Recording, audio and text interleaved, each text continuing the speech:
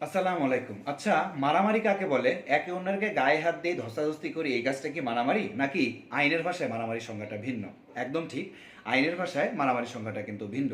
আমাদের দণ্ডবিধি 1860 সালের এই আইনের ধারা 159 অনুসারে প্রকাশ্য কোনো স্থানে দুই বা ততোধিক ব্যক্তি যদি একে অন্যের সাথে ঝগড়া বিবাদে জড়িয়ে পড়ে এবং এর কারণে যদি গণশান্তি নষ্ট হয়, তবে কিন্তু এমন কাজটি মারামারি। অর্থাৎ সহজ ভাষায় বললে, আপনি যদি কোনো পাবলিক প্লেসে একে অন্যের সাথে বিতর্কের সৃষ্টি করেন এবং এর কারণে যদি তৃতীয় কোনো ব্যক্তির বিরক্তির সৃষ্টি হয়, তার শান্তি নষ্ট হয়, তবে কিন্তু এমন কাজটি হবে মারামারি।